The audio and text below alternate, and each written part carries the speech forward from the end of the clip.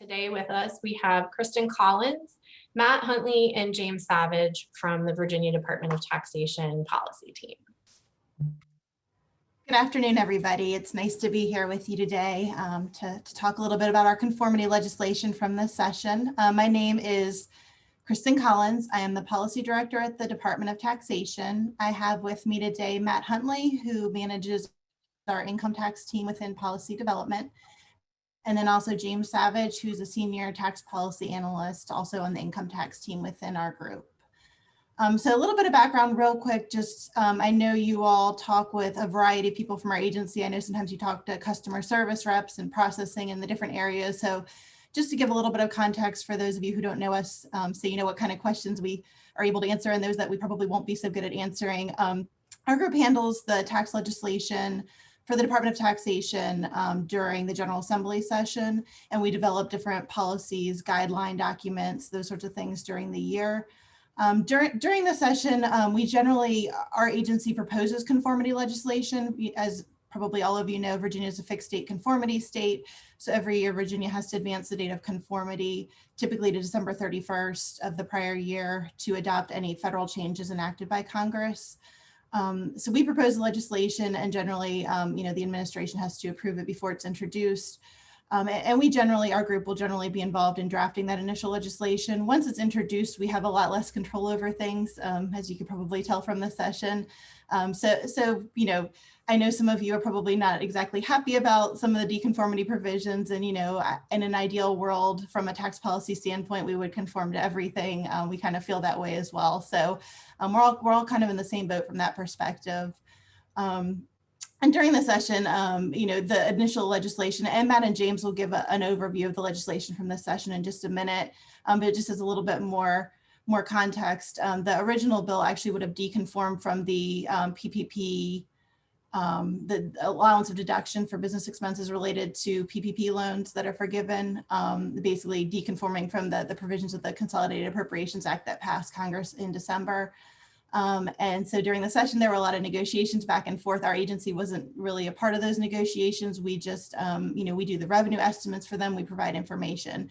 So just so you have a little bit of context there as to, we don't necessarily control what goes into the bill. We're just here to kind of help everybody understand it, interpret it, and make sure it can be administered. So with that in mind, a little bit of overview of what we're going to do, and a lot of this is in the PowerPoint that Emily will be flipping through as we talk. First, Matt and James are going to give a quick overview of the legislation that passed, and then they're going to talk through some of the big questions we've gotten related to the conformity bill. We've received a lot of questions in our group and then in other parts of the agency, and we've attempted to kind of consolidate them into different categories of, we've seen a lot of similar repeat questions. So they're going to cover on those. Then I'll touch real quick on a question we received related to the federal treatment of unemployment under the American Rescue Plan Act that passed Congress a few weeks ago. If during the discussion you have any follow-up questions related to what we're talking about at that moment, feel free to ask in the Q&A like Emily mentioned. I'll try to check, and Emily can help us check to see if there's anything that we're missing. And then like Emily said, after that, we'll go ahead and open up for any topics that we haven't covered. So with that said, Matt and James, do you want to go ahead and start with an overview of the legislation that passed during the session? Sure. Hey, this is Matt Huntley, lead income tax policy analyst for policy development, as Kristin said. Just kind of as an overview of the Virginia legislation, those two bills were House Bill 1935 and Senate Bill 1146, and they advanced Virginia's date of conformity to the Internal Revenue Code from December 31st, 2019 to December 31st, 2020. So we've actually gotten some questions about what does that include random provisions. I think generally our conformity bill does include anything we don't specifically deconform from that affects the Virginia tax return. So unless it's something noted in the legislation that we deconform from, you can pretty much assume we conform to it. That being said, we generally conform to the CARES Act, which was enacted last March, and the Consolidated Appropriations Act, which was enacted last December. Those are the two big pieces of federal legislation, but there were a few others that you may know about. But Of the provisions that we deconform from, in the CARES Act, we deconform from the temporary changes to the NOL deduction, excess business losses, and the business interest deduction. I believe those are all limitations that were imposed by the Tax Cuts and Jobs Act in 2017 that the CARES Act reversed. We basically deconform from all those things that open up those limitations. We also deconform from the permanent reduction in the medical expenses deduction threshold as set forth in the Consolidated Appropriations Act. That's something that the state's done several years in a row through the General Assembly. So that's actually nothing really new. I think that's it as far as an overview of that. But James is going to go ahead and talk about the PPP and EIDL parts of the legislation. Oh, thank you, Matt. So this is James Savage, and I am a senior tax policy analyst with the Virginia Department of Taxation. And so I'm going to be talking in this slide about the, what do I want to say, sort of the Virginia tax treatment of the Paycheck Protection Loan program. And essentially, this also references the EIDL program, but we have a bullet point on it later. So I think I'm going to mainly focus here on the Paycheck Protection Program, since that's sort of been a major focus, if you will, of a lot of the questions we've been receiving. And so this slide here essentially, I'm not sure if it's up yet, but the next slide. Sorry about that. The next slide here, if you look at like the 3 bullet points, it really gives you sort of a high level idea of what the conformity legislation did. So the first thing it did was that Virginia conforms to the federal provision that exempts Paycheck Protection Program loan forgiveness from taxation. So that was the provision, if you're aware, in the CARES Act. And Virginia is going to be conforming to that. So there's no adjustment regarding sort of the income inclusion here. But then Virginia here is going to be deconforming from the provision of the CAA, the Consolidated Appropriations Act, that allows taxpayers to claim a federal deduction for business expenses funded by forgiven PPP loan proceeds. So that's sort of, so generally we're deconforming from the deduction. That's how sort of the legislation is written. But then the third bullet point is that a deduction is allowed for taxable year 2020 of up to $100,000 for business expenses funded by forgiven PPP loan proceeds. And this sort of describes how the General Assembly passed this provision and, put it in the law. However, I did want to describe, because if you've looked in our tax bulletin, we're implementing it slightly differently just to make it easier for taxpayers and for us. We're essentially saying how we're implementing this is that if you, how do I say this? So for taxpayers, they have received a Paycheck Protection Program loan forgiveness of $100,000 or less, we're saying that no adjustment is needed. And the reason for this, as many of you may be aware, is that this deduction is already incorporated from the federal return in federal adjusted gross income for individuals or federal taxable income for businesses. And so we didn't want to have to make taxpayers, essentially make 2 adjustments on their return to have to, add back everything as sort of the legislation is written and then take a deduction for $100,000. Basically, our idea was that, and this is how our tax bulletin is written, that if you're under $100,000, you're able to just allow that to flow off the return and no adjustments are generally needed. But to implement this for taxpayers over the $100,000 limit that's allowed by this legislation, what we have essentially is that taxpayers must report a fixed date conformity addition equal to the amount of business expenses over that $100,000 limit that would be disallowed under sort of Internal Revenue Service guidance that's out there prior to the Consolidated Appropriations Act. As you may be aware, the IRS released a lot of guidance after the CARES Act and before the Consolidated Appropriations Act. And we're saying that taxpayers, in terms of calculating this addition and how much should be allowed, first they get their first 100,000, but then for the amount over that, for the disallowance, they should look to compute their addition. They should look to the guidance that the IRS has put out there.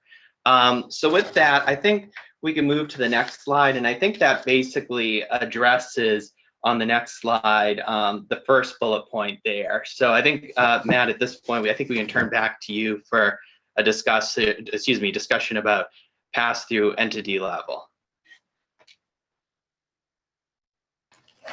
Sure. Thank you, James. So the second question on the fourth slide would be, how does the application of the $100,000 PPP loan related deduction limitation apply? Does it apply at the entity level for partnerships or at the partner level? We've determined that it applies at the pass-through entity level as set forth in Tax Bulletin 21-4. That I know that's not, for some, that hasn't necessarily been a popular response, but that's what we've determined. So basically, the general rule is that it applies at the PTU level, and that it wouldn't apply again at the ownership level. Now, there is an exception to that for Schedule C income with respect to businesses that are operated or a profession practiced as a sole proprietorship. In that case, the $100,000 limitation would be applied at the actual individual owner level, since the limitation would not apply at the business level for Schedule C income. And then, of course, for a C corporation, the limitation would apply actually at the entity level. I think that kind of answers that one, James, if you want to take the next question. Sure, and this is sort of the other side of the coin, essentially, which is the effect on owners. So essentially, you have a situation where the limitation has been applied at the entity level. What's going to happen with the owners? Are they going to have to apply it again, or that sort of thing? And I think I was thinking about this. I think it sort of helps to give an example. So just to kind of explain this very, very high level. So let's say you have like a partner that's invested in like 3 partnerships and are pass-through entities. And none of these partnerships are essentially hitting the $100,000 limit. And they each flow through to this particular partner. Let's say he's a half owner, and they're passing through $50,000 of deductions funded by PPP loan proceeds. So this partner is actually getting, if you think about it, no fixed date conformity additions flowing through, and he's getting $150,000 in deductions from the PPP. And the question essentially is must he report an addition, in this situation? Must he try to calculate it again at the owner level, at the partner level? And our answer to that is no. And as you can see in this example, even though some people might prefer it to be at the pass-through entity level, applying it at the partner owner level in this situation is actually very beneficial for this particular partner in this example. So basically the principle is, which you state in our tax bulletin 21-4, is that to the extent the $100,000 limitation has already been applied at that pass-through entity level, the limitation is not required to be applied again at the owner level for that portion that has already been allocated by the pass-through entity and already has been limited. You don't have to, double up on that limitation. So, you've already done it at the business level. You don't have to do it again. So, I think that that's sort of the other side of the coin of what Matt was saying. So I think with that, Matt, I'll turn it back to you. All right. Well, the last bullet on slide 4 there, I think this might be one of the easiest questions we'll answer today. So what is the interaction, if any, between the $100,000 limitation on the PPP loan deductibility and the Rebuild Virginia subtraction, the $100,000 limitation on that subtraction? Essentially, there's no interaction. So there's nothing limiting a business from, fully taking advantage of both those deductions. They're mutually exclusive. So turning to like the next page, essentially, so we have, what did I want to say? The tax treatment when a taxpayer does not receive PPP loan forgiveness during taxable year 2020. So this is one definitely we've gotten a lot of questions about. And just to sort of rephrase the question, it's essentially like, how does Virginia's treatment of deductions related to the Paycheck Protection Program, too many P's there, loan apply if the taxpayer does not actually receive loan forgiveness in taxable year 2020? Again, I kind of think it's helpful, just to have an example here, very basic. Let's say that we have a taxpayer and they get a PPP loan for, $500,000, and they get that in 2020 and they spend it in 2020. They spend it on deductible expenses in 2020. But that taxpayer isn't notified of the forgiveness until 2021. And so you've got a lot of questions. So you have a notification about the forgiveness in 2021. You have spending that money that you received in 2020. So when must that taxpayer report the addition for the amount over $100,000? So that fixed date conformity addition that we were talking about earlier. And essentially what we've said is that because Virginia conforms to pre-Consolidated Appropriations Act law in this respect. So we deconform from this part of the Consolidated Appropriations Act. This is essentially, this type of timing question is essentially governed by some guidance that the IRS released in that time frame I was talking about before, between CARES Act on the one hand and Consolidated Appropriations Act on the other hand, because we're not conforming to this part of the Consolidated Appropriations Act.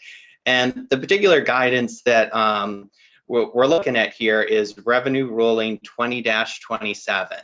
And that ruling basically says that deductibility in 2020 depends on whether at the end of 2020, so if you're a calendar year taxpayer, that would be like December 31st, 2020. So whether at the end of 2020, there was a reasonable expectation that the taxpayer would receive forgiveness, even if that actual forgiveness was not provided until a later year. So in our example, 2021. So that's kind of the test there. It's like reasonable expectation you're going to receive forgiveness. So therefore, like, the answer to our question essentially is, because I didn't say whether there's a reasonable expectation, is that it depends. So in our example, if at the end of 2020, the taxpayer had a reasonable expectation that they would receive Paycheck Protection Program loan forgiveness, then that taxpayer will have to report a fixed date conformity addition in 2020, because they have that reasonable expectation, even though there's no actual forgiveness that's provided until the next year, in our example, 2021. So that's kind of just to explain, that's how it works, and that's how we sort of come out on this, because I think it's pretty clear we're governed by Consolidated Appropriations Act guidance. So this Revenue Ruling 20-27 is really controlling for this situation. So I think with that, I'll turn that back to you, Matt. And the third bullet the second bullet on slide 5 has to do with the fiscal year filer issue. So basically, we've been asked quite a few questions about what happens if I received a PPP loan and had expenses in my fiscal year 2019, which ended sometime during 2020, began in calendar year 19 and ended sometime in calendar year 2020. What happens with respect to Virginia's $100,000 PPP expenses deduction? Well, the legislation was written so that the PPP deduction only applies for taxable year 2020. So for fiscal year 19 filers, there is no PPP deduction for their taxable year 19. That's just not the way the legislation was written. I know it's not necessarily the most popular answer, but I mean, the fact is the legislation specifies taxable year 2020 for that deduction. So a fiscal year taxpayer that received PPP forgiveness or had a reasonable expectation of such forgiveness, as James mentioned, pursuant to Revenue Ruling 20-27, would be required to then add back all of their taxable year 2019 business expense deductions funded with PPP loan proceeds on their Virginia return. Now, there is a situation where if you had business expenses that were, you had a PPP loan that was during your taxable year 2019, and you had expenses that were funded using forgiven PPP loans that were incurred in your taxable year 2019 and taxable year 2020. The taxable year 2019 would not be deductible for Virginia purposes, and you have to fully add those back. But then in your taxable year 2020, to the extent you had expenses in that year, you would be able to take advantage of Virginia's up to $100,000 deduction for taxable year 2020. And again, that's just the way we've interpreted that is just based on the way the House Bill 1935 and Senate Bill 1146 are drafted. So with that, I'll turn it over to Kristin for the question about, or I'm sorry, to James for the question about how all this impacts the EIDL program. Oh, sure. So thank you, Matt. So this is EIDL. So this is just all these acronyms and stuff. Economic Injury Disaster Loan. That's what that is, Economic Injury Disaster Loan. So I think we had it on an earlier slide, but just to remind everybody. So essentially the main question is, what is the treatment of economic injury disaster loan program funds and the deductibility of expenses paid using those funds? So how are they treated? Because the conformity legislation does speak to this. So the first two things are pretty similar to the Paycheck Protection Program. So first, Virginia will conform to the federal provision that exempts the EIDL funds from taxation. So just like PPP, we're conforming to the provision that says this doesn't go into income, but then to gross income, I should say. However, Virginia will then, the second point is that Virginia will deconform from the federal deduction for expenses paid using economic injury disaster loan funding. So again, kind of like Paycheck Protection Program, we are going to deconform from the deduction piece. So far, if you think about it, it's kind of similar to Paycheck Protection Program. But there is one important difference, and that is that unlike the Paycheck Protection Program loans, the Virginia General Assembly did not pass any sort of Virginia-specific deduction related to economic injury disaster loan program funds. So no specific deduction for this. So there's no,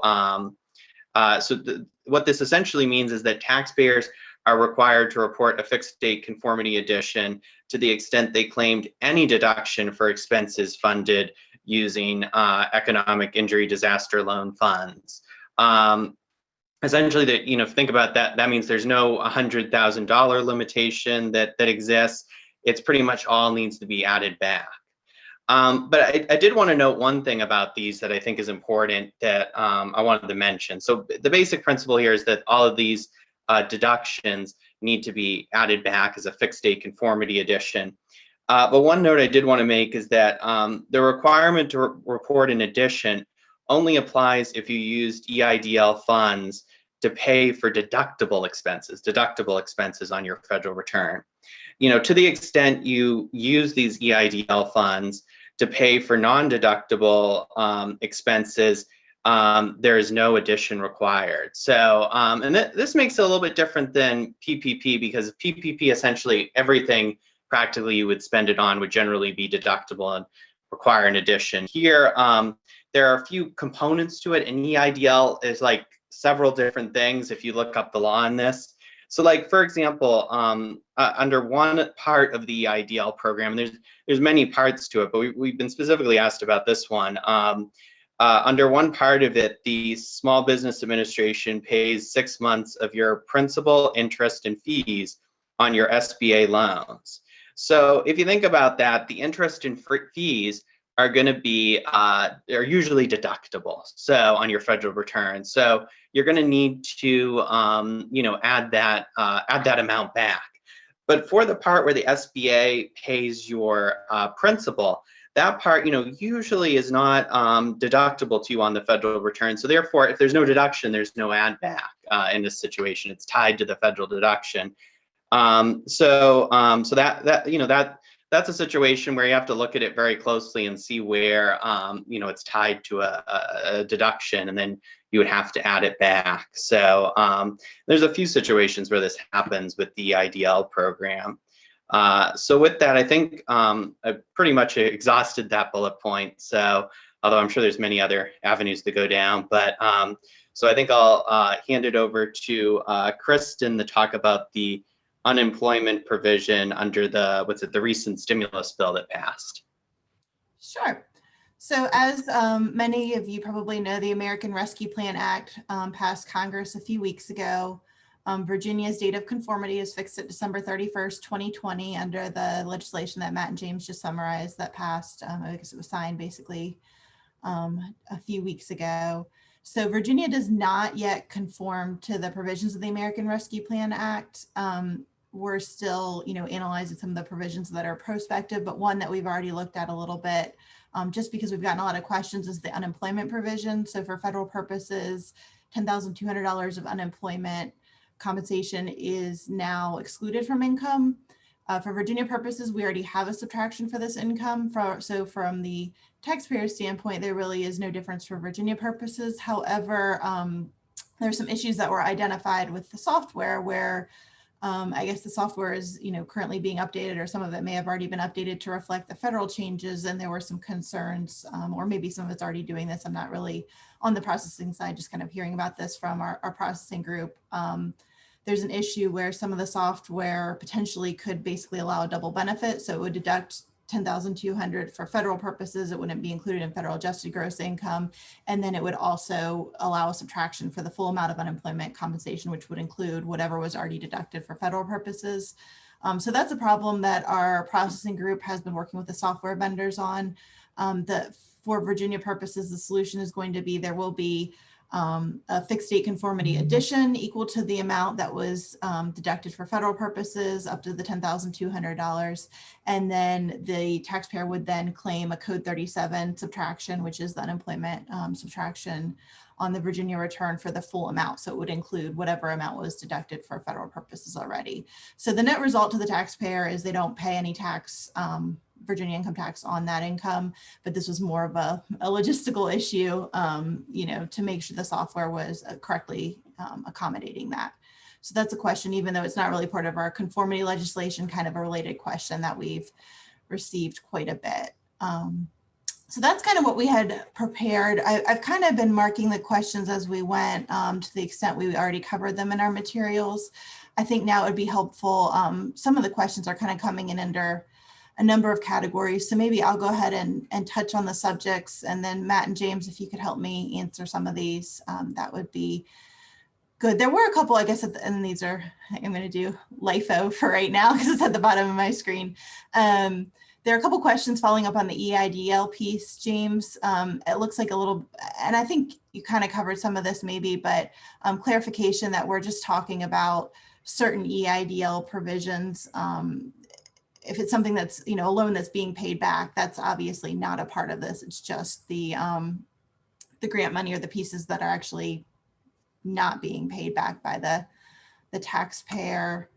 And there was a question about if it was used to make debt payments. I don't really know. Do either of you understand that question? I'm not Yeah, sure. I'd have to look into it more. I don't know the exact, if it was used to make debt payments. I think it's more about, I guess if it's principal repayment, it might not be, it would depend on the facts, yeah. Yeah, those, James, right? Those questions start getting kind of tricky with the EIDL and SBA and all that stuff. So we end up having to kind of look into it to make sure we're answering the right thing on this. Yeah.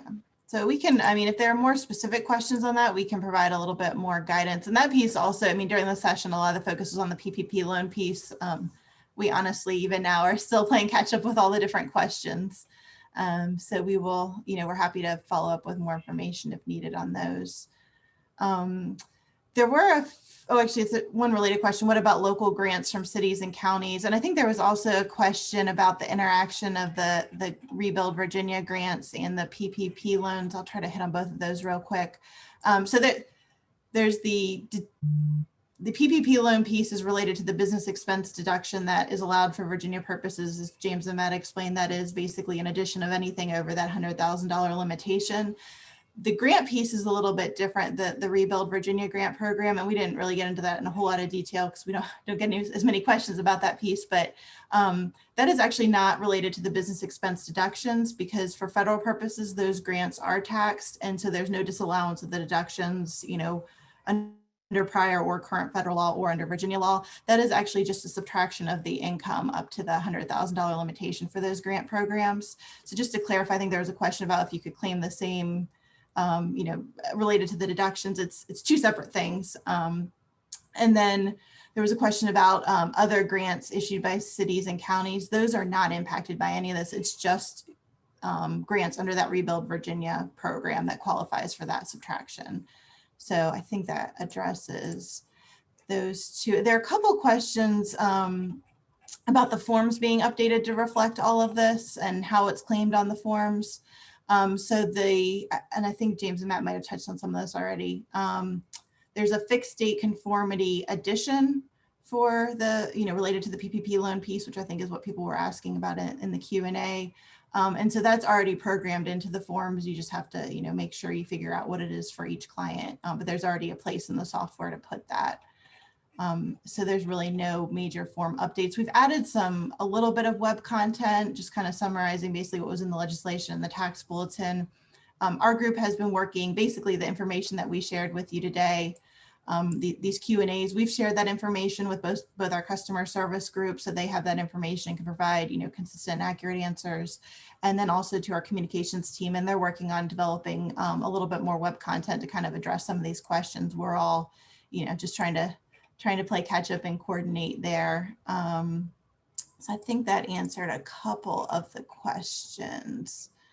Matt and James, do you all want to talk a little bit about, there are a couple questions related to apportionment. Do you want to kind of talk about that piece, and then I'll find another subject area we can touch on after that. Matt, do you want to handle or should I handle? Doesn't either way. I can talk about it a little bit. Maybe you can take over. I'm trying to find the questions. Sorry. So I'll just kind of generally answer them since I'm kind of having trouble navigating this. But we've been asked if the $100,000 limitation, the deduction, applies pre-apportionment, and that is the case. That would be consistent with how we impose other, how we handle other deductions and subtractions and such. And then on the for non-residents, when it comes through to them, that would be above the non-resident allocation percentage. So, and again, that would be consistent with how we handle other tax incentives and additions and such. I don't know, is there anything to add there, James?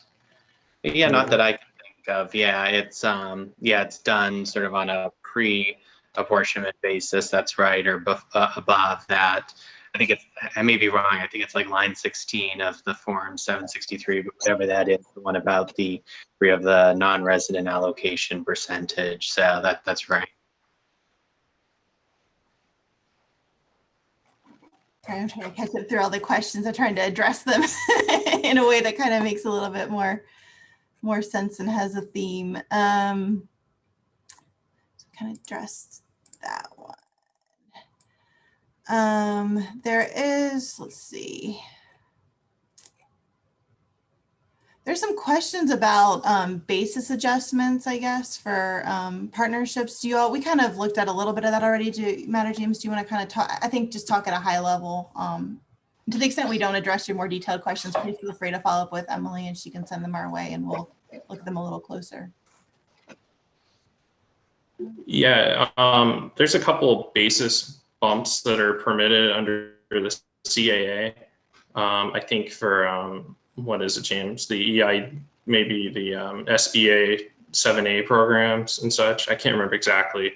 But basically, if we deconform from it, yeah, some kind of a separate basis calculation will have to be done for Virginia purposes.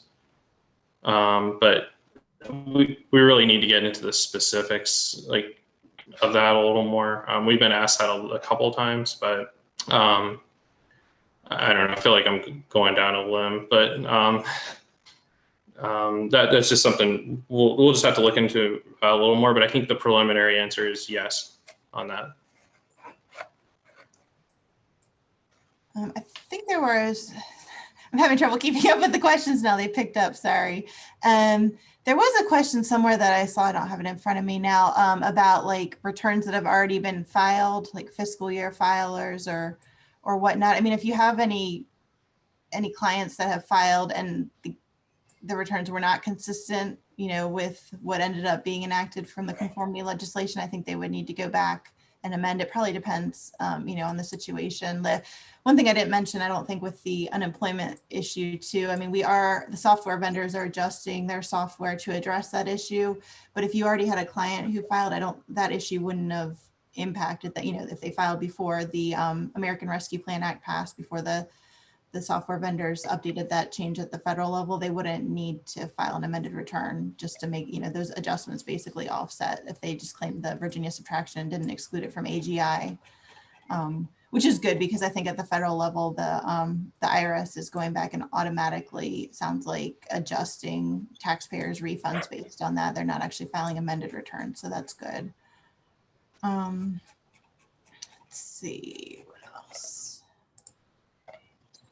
There's a question about whether the $100,000 deduction will be available in 2021. It hasn't been enacted yet. I don't have my crystal ball, but if I had to guess, I would say somebody is probably going to propose it.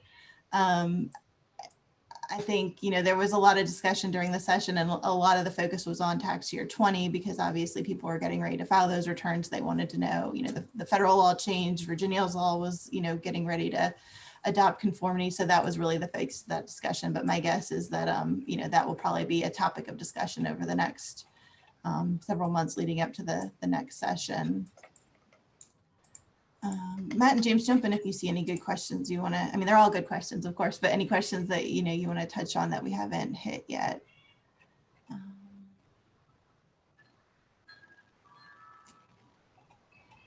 So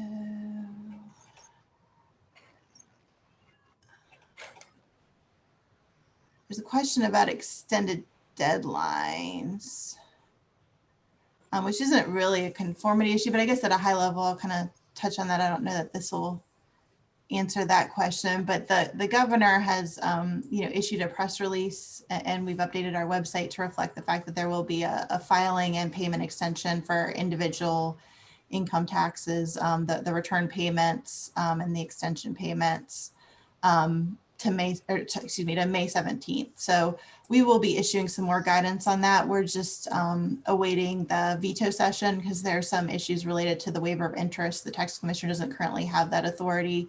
So we're anticipating, some action during the veto session on April 7th. And we anticipate issuing a tax bulletin within a few days of that with a little bit more information about the filing extension and how that will apply. There's a little bit of information on our website, just kind of touching on it. See, there's a question, I guess, Matt or James, do you want to touch on this? It's kind of, I don't remember which of you answered this question, related to if the loans hadn't been forgiven yet, and then subsequently they're not forgiven in a later year. There's federal guidance that addresses that, but do one of y'all want to kind of touch on that at a high level as well? I think that one is you, James. Oh, sure. Yeah, there is guidance on that, and I think we follow. I It isn't coming. I think it might actually be in this revenue ruling. I have to about safe harbors and stuff. But I think, obviously you could. So, you have a situation where the forgiveness is not given later and you were denied deduction because you thought, hey, I was going to, I was going to get this forgiveness. And so I think the process I would envision in Virginia is primarily just, amending your return, going back and, claiming those deductions. But as I remember, the IRS actually had several different ways to do it. So I have to look at that to see if there might be several other ways we might want to envision processing that. Like if you could switch it to 2021 or something, because essentially it kind of is the tax benefit rule, if you're aware of that gets kind of implicated here, and they had several procedures for how to do it. And I think we would just, again, follow that because, it's as if we didn't conform, if you will, and we would have followed IRS guidance on that about when the income was picked up. And I think the IRS had some favorable guidance on that about allowing you to do it during either year if you preferred. But I'd have to relook at it to be sure, and we'd follow what the IRS guidance says, if that makes sense. Thank you. There's a question about underpayment penalties and the waiver of them since quarterly, estimated payments weren't figured out to account for this additional income. I mean, there's no specific penalty waiver that I anticipate related to this. That's, more general waiver. There are, all the different exceptions that apply, like if you base your estimated payments on a prior year, and there's a couple other exceptions there. So I would encourage you to look to see if any of those apply to any of your clients that, are affected by that. If not, I mean, you can always request a penalty waiver through the normal process and explain the circumstances, and it would be considered. But no, we're not considering any blanket waivers at this time related to that.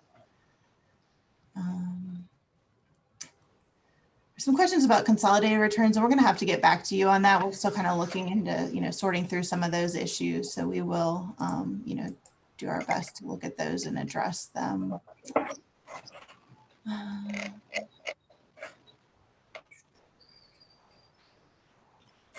So there's a question, the tax bulletin reference further guidance to be forthcoming. Is there any timeline on that and what it may cover? I mean, I think any additional guidance is really going to be, like I mentioned, that we're going to, be adding more content to our website to try to answer some of the frequently asked questions.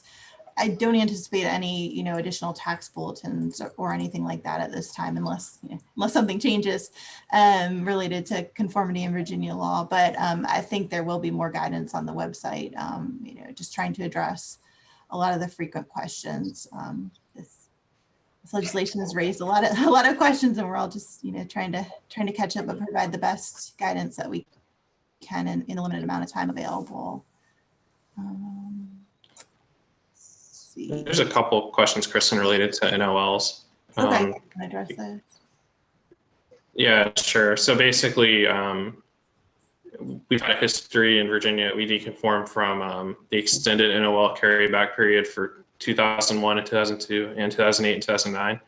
So the taxpayers impacted by those, basically, I think in both those, we disallowed 5-year carrybacks, only allowed 2-year carrybacks for Virginia purposes. So taxpayers affected by those would have had to keep a track separately of their Virginia how they use Virginia NOLs in Virginia, and the result would be a higher carry forward amount in Virginia. So I think that's kind of the case here, where we're disallowing the full carryback all the way to 2013, and we have different limitations for Virginia purposes.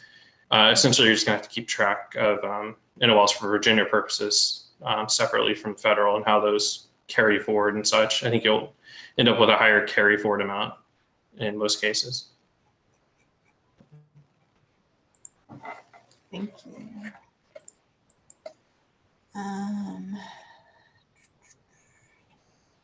Some of these are very specific. It's a lot to read and process. I'm trying to answer them, at a higher level. It's hard to answer specific examples on the fly without thinking it through.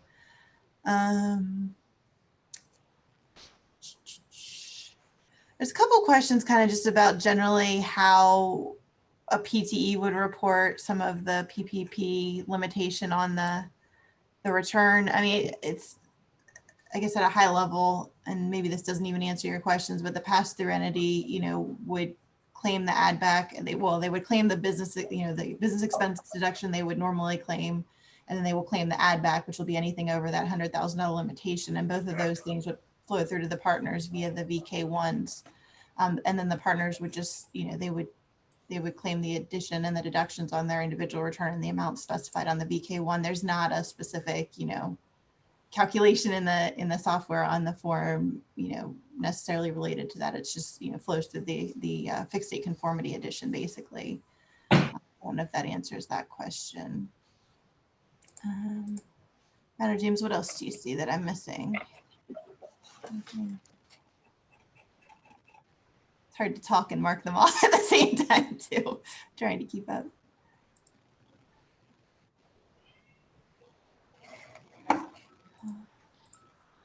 Kristin, there was one that came up in the chat related to Revenue Proclamation 20-51 defining taxable year 2020 as taxable years beginning or ending in 2020. So I think that's in relation to the fiscal year situation where we're trying to figure out if the fiscal year filers can take the $100,000 deduction. I mean, we can look at that closer, but I don't think that's going to impact anything because the way Virginia's deduction is worded is it's for taxable years beginning on and after January 1st, 2020, but before December 31st, 2020, or before January 1st, 2021, right? Yeah. That's correct. Sorry, and that's quoting it. Yeah, that's a Virginia. Hmm? Yeah, I think we'll want to look at that closer, but I think that's a Virginia specific deduction, and we fully.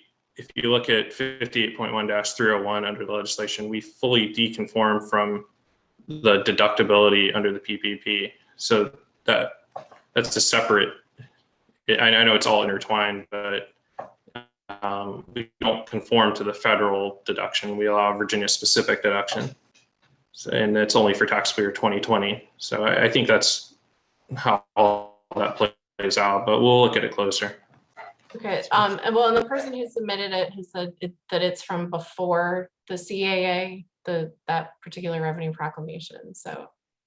Right, but I think the issue is, I think what Matt's trying to explain is, you know, we have the deconformity section in 301, but then we also have the only thing that allows anyone to claim up to the $100,000 limitation is a Virginia specific provision that clearly says it's for taxable years beginning on and after January 1st, 2020. So having that language, we'll look at it closer, but having that specific language in our specific deduction section is, I think, going to be the key there. But we'll look at it just to make sure there's nothing that we missed. Well, and for those of you who have been following this and asking this question, I mean, that is something that we will look at going into next year as talks start about whether or not this is going to be extended into 2021. Is there could be a language cleanup opportunity to make that clearer in the future as well. So on the VSCPA's behalf, it's something that we will be looking at carefully. Okay.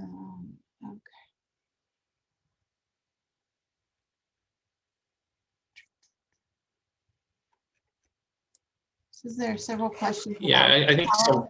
Sorry. Go ahead.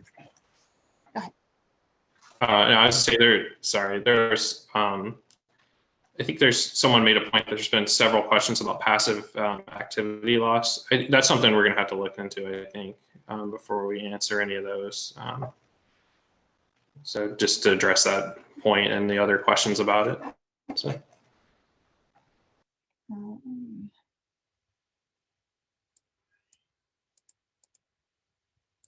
Yeah. Emily, what else are you seeing that we haven't addressed that?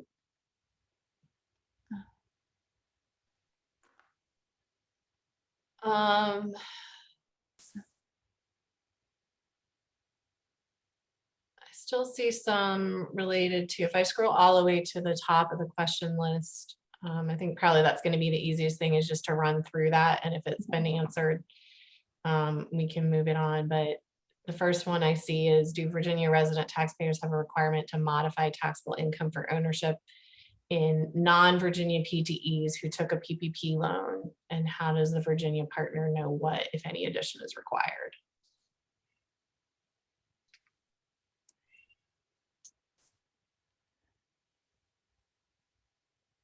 Since we're all staring blankly, I think we maybe need to look at that a little bit more. I guess, is it a pass-through entity that's not filing in Virginia? Is that?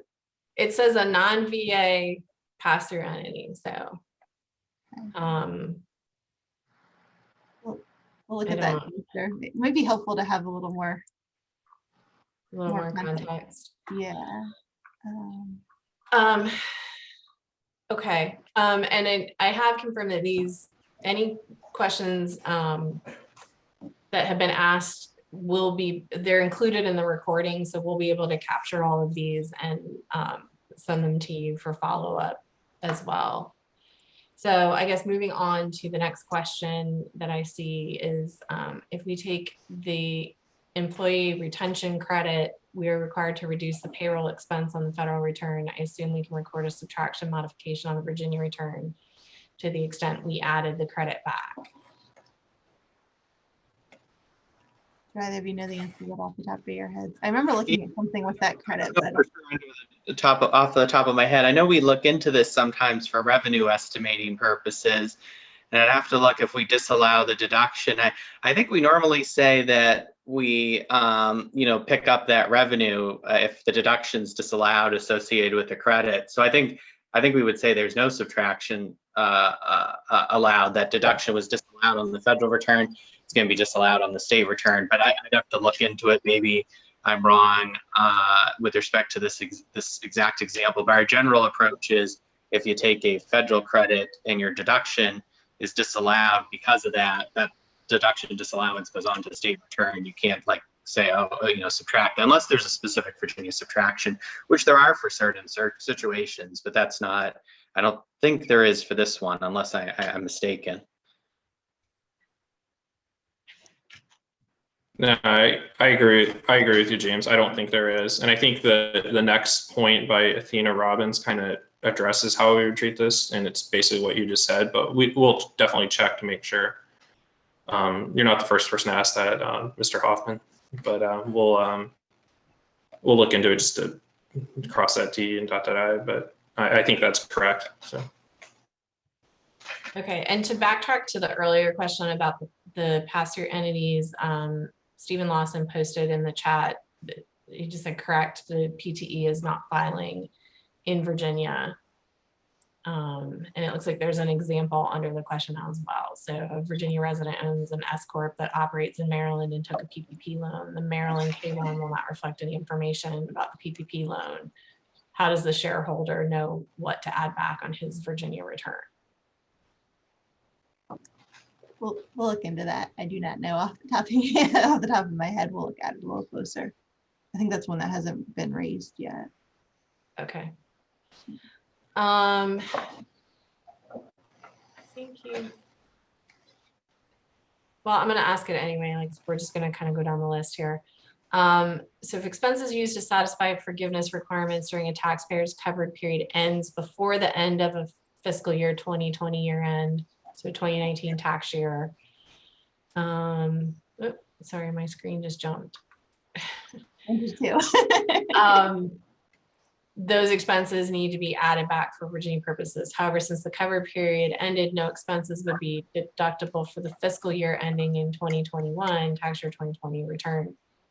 I guess that's the question. I mean, I guess if I understand I think we've covered this. If I understand the question correctly, it's somebody had the expenses in what was basically their 2019 taxable year, even though it was during calendar year 2020. And they had to claim the addition, since we don't have the $100,000 Virginia specific deduction for taxable year 19. And then you're correct, they cannot, unless they have, I guess there could be some people who have expenses in both years. I think that's what you mean by the coverage period, the loan period. I mean, correct, that is how it works right now. You would in that case get you'd have to add it back for tax year 19 and you would have no deduction in tax year 20. That's not going to be the case, I guess, for all fiscal filers. It really depends, on the timing of everything. But I think in that case, you're understanding it correctly.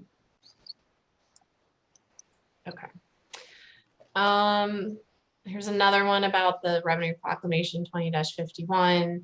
Specifies the 2020 tax year. Covers years that begin or end in 2020, but we have talked about that one. An add back at the Virginia level may create passive, I guess you did touch on this too, passive income for a taxpayer. Can taxpayers use this? And yeah, we'll look into that one. okay. So you're, for an S Corp, should the add back of expenses paid by the PPP loan over $100,000 be reported on Form 502 line 9 or line 12 and the Schedule ADJ? If Schedule ADJ, what code should be used? I don't have the form in front of me. It's a fixed date conformity edition. We can, we can look at the forms and tell you if you like, but I don't have, we're lawyers, we're not forms people, so we don't have the lines memorized, sorry. Okay.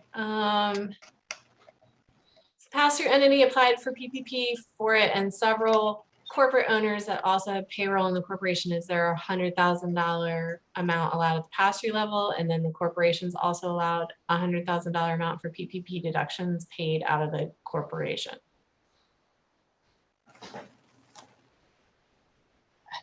I think we need to look at this one a little bit more. So I think if I understand the question correctly, it's a corporation that has expenses via the pass-through entity, and then they also have their own expenses related to a PPP loan they received. I think I know what the answer is, but I don't want to say it until we all look at it a little bit more. So we'll get back to you on that one to make sure.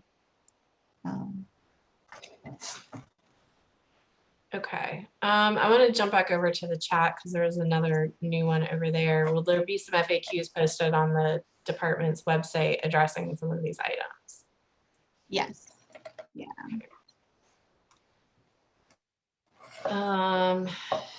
Regarding the 7A and 504 loans, the 6 months of principal is income as debt forgiven, correct?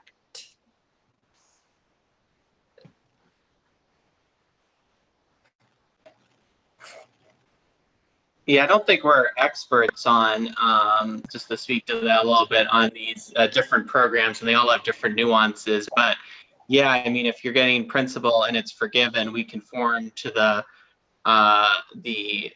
provision regarding that you're not going to have to pick up that income on your Virginia return. Regarding deductibility, that again is a federal question, whether it's initially deductible, and if it is, then you have to add it back. But it depends on the exactly how the program works and how it works at the federal level first. Okay. Let's see, EIDL add back only applies to the EIDL grants of $10,000. Under that EIDL, the interest is deferred and not paid by SBA, so not sure how that would be an add back.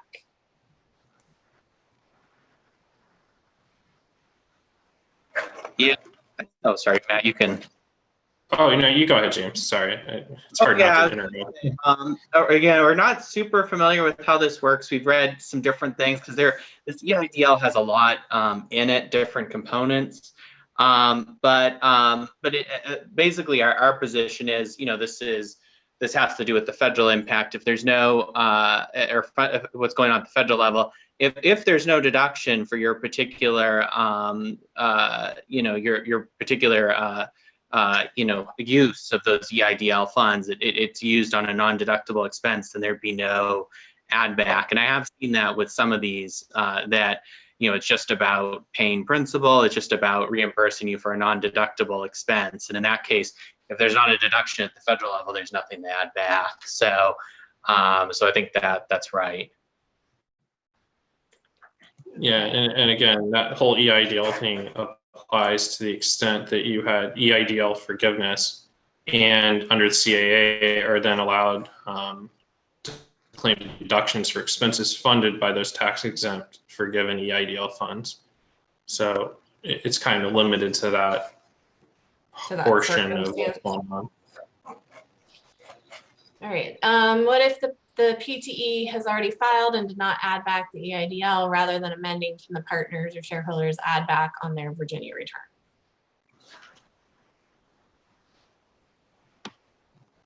I think technically they should amend. I don't know. I mean, I guess I think the answer is probably technically they should amend their returnee and the partners and shareholders should add it back. I think that's the answer. Is there any specific wording that should be used to identify the adjustments for PPP and unemployment on Form AGJ? Like, oh,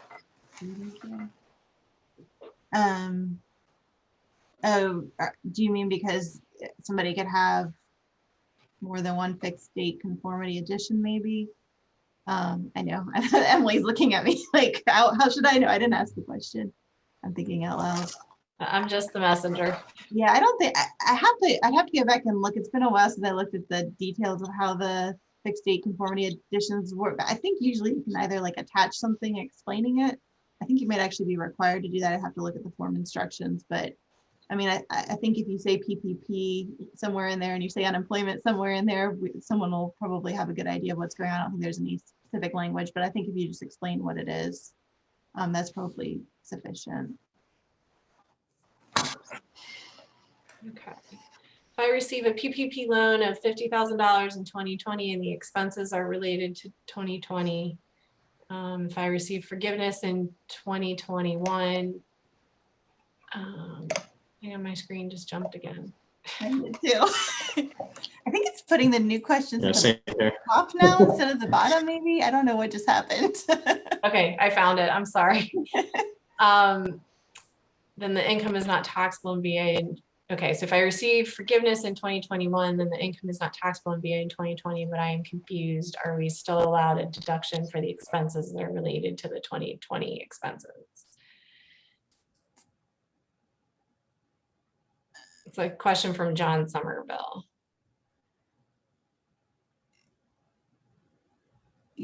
No, you're not. Well, under the, so I think that goes back to, if I understand it correctly, the federal guidance that I think it was James that talked about it, related to if you haven't received forgiveness yet by the end of 2020, and it talks about, reasonable expectation of forgiveness, which I think for a lot of people there is going to be that reasonable expectation, based on how they receive the loan. So, I mean, I would go look at that revenue ruling. I mean, I think in most cases the answer is probably going to be you can't claim a deduction. Well, I guess you're talking about 2020 though. So if you're under the $100,000 threshold anyway, if they're not a fiscal year filer, if they're a fiscal year filer where their fiscal year, coincides with taxable year 20, they would be able to claim the expenses up to the $100,000 limitation. But to the extent it exceeded the 100,000, you're correct. They would not be able to claim that, they'd have to claim that add back on the 2020 return. But the income would not be taxable because we did conform to that piece. Okay, let's see, I'm still seeing 17 questions, and but people are starting to drop off and we are past the 1:30 mark. So I think what I'm going to do at this point is, again, the questions, we will be able to go back and look at the questions and do some follow-up on them. So I think that is going to be kind of how we need to close things out for today. But I do appreciate Kristin, Matt, and James, your time. I know our members have had a ton of questions, and they, I'm sure, are still going to continue to have questions as they navigate tax season and go through your guidance and think through this process. So again, we do appreciate your time. For everyone, we have as I mentioned, we've recorded this. We'll post a copy of the recording. We will post a copy of the slides. And I hope that you found this valuable and were able to get answers to most of your burning questions. And if not, please let me know. You can email me at any time. You can post your questions to Connect. And I'm in contact with these folks quite frequently. So we will do our best to get you answers as timely as possible.